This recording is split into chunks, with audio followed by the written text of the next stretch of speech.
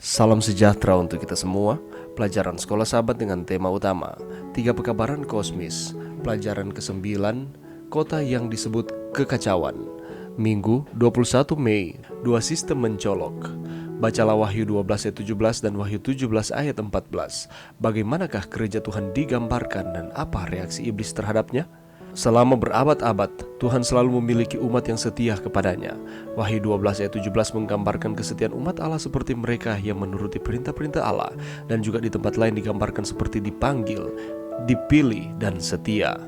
Bacalah Wahyu 14 ayat 8 dan Wahyu 17 ayat 1 dan 2. Pengumuman hikmat apakah yang disampaikan malaikat dan apakah yang dilakukan Babel menanggung pengumuman seperti itu? Yohanes menulis kitab Wahyu pada akhir abad pertama. Pada zaman ini, kota kuno Babel adalah tumpukan debu.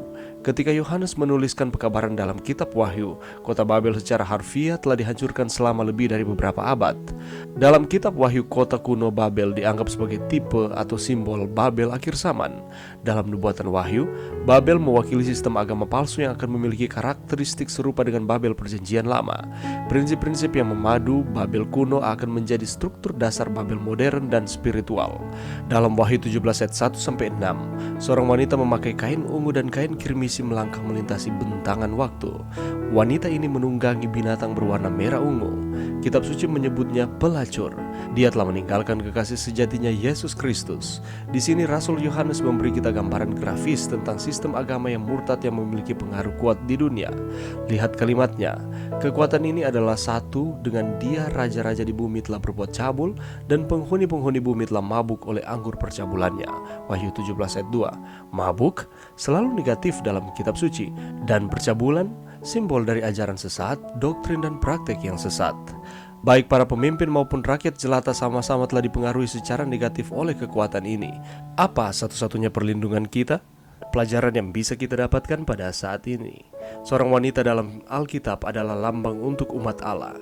Dalam Wahyu, gereja Allah yang benar dilambangkan dengan wanita perawan. Kita boleh lihat itu di dalam Wahyu 12 ayat 1 dan Wahyu 22 ayat 17. Sebaliknya seorang pelacur melambangkan umat Allah yang murtad dan tidak setia.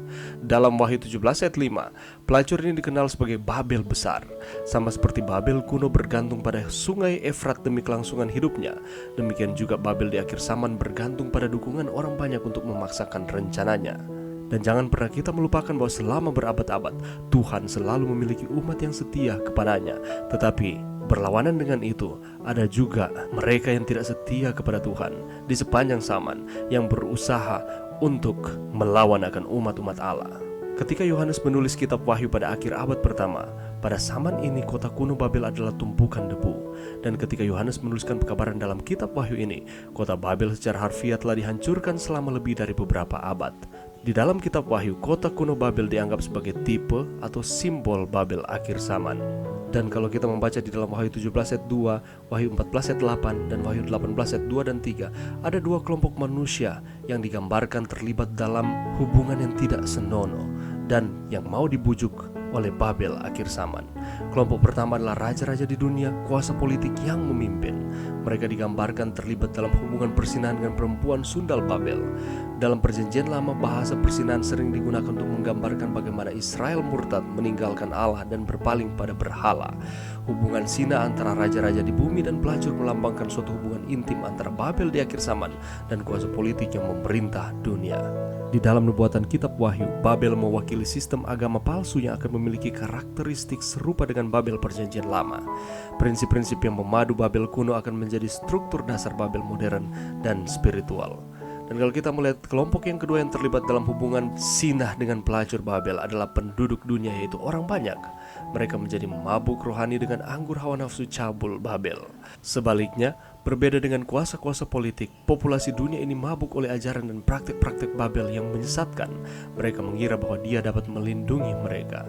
Ketika seseorang sedang mabuk, mereka tidak dapat berpikir dengan baik dan mudah untuk dikuasai.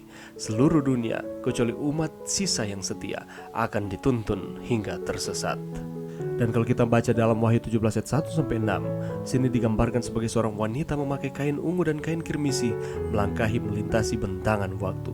Wanita ini menunggang binatang berwarna merah ungu, dan kitab suci menyebutnya pelacur. Dia telah meninggalkan kekasih sejatinya Yesus Kristus. Dan di sini Rasul Yohanes memberikan kita gambaran tentang sistem agama yang murtad yang memiliki pengaruh kuat di dunia. Kitab Wahyu menjelaskan bahwa hanya ada umat Allah dan mereka yang tidak setia kepada Allah.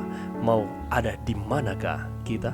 Marilah kita menggunakan pilihan-pilihan yang Allah berikan kepada kita untuk memilih untuk terus ada di dalam Tuhan. Sehingga walaupun banyak tantangan-tantangan yang kita hadapi di dalam dunia ini, kita akan terus ada di dalam Tuhan, membela yang benar, bukan mengajarkan ajaran-ajaran yang tidak sesuai dengan firman Tuhan. Marilah kita menghidupkan firman Tuhan di dalam setiap kehidupan kita setiap hari. Mari berdoa. Terima kasih Tuhan atas firman-Mu pada saat ini. Bantu kami Tuhan untuk kami terus setia kepada Tuhan, ada di dalam Tuhan. Kami akan terus disebut umat-umat Allah. Bantu kami untuk kami terus setia kepada Tuhan. Ini doa kami di dalam nama Yesus. Amin.